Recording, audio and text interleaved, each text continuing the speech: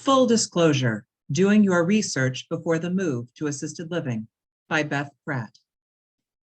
Whether you are researching to better refine your financial plan for retirement, or it is after the event that has caused you or an elder you care for to be in immediate need of assisted living, there is homework to do. In your busy life, how much time do you have to devote to that homework? Probably not much. Here are some basics to get you most of what you need to know. What is assisted living? It is a home-like setting where a person has a private or semi-private room or apartment within a community, where the community has caregiving staff on hand to meet the needs of the residents. Memory care, while different in application in Washington state, is regulated like assisted living, but with additional rules. In neither setting are there mandatory ratios of caregivers to residents. The rules are simply that the care plan of every resident in the facility at the time can be executed appropriately by the staff that is on hand. Lots of needy residents mean more staff. Lots of independent residents mean less staff needed. Asking about staffing ratios will not help you understand the care you can expect. What's in your budget? Knowing whether you have unlimited options or just the two in your area that accept Medicaid as a payment will narrow your search dramatically. When you call to schedule a tour or request information, ask up front, what is their Medicaid policy? They will be able to give you one of a few answers. Yes, they accept Medicaid from the start, or yes, they accept Medicaid after a private pay window, usually 2 to 3 years, or no, they do not accept Medicaid as payment. Remember, you are moving into a business.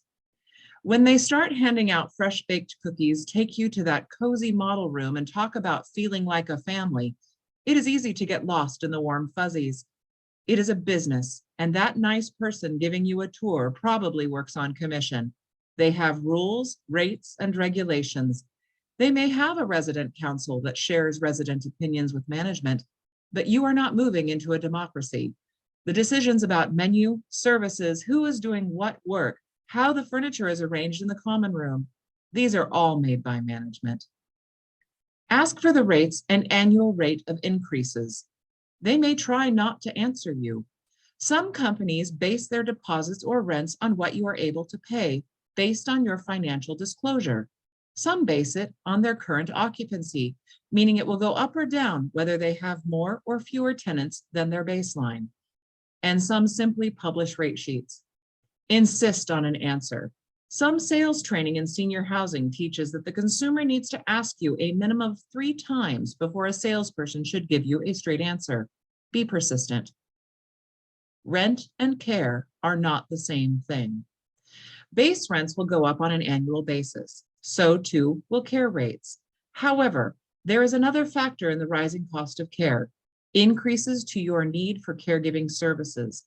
Asking to have the facility calculate some extra care costs based on potential future events, like increasing dementia symptoms, declining mobility, or massive medical events like stroke or heart attack, will help you understand how those costs can jump dramatically. For example, your father moves into a studio apartment at an assisted living for a base rent of $2,500 per month. His care includes a weekly shower assistant and medication management, which costs him an additional $875 per month.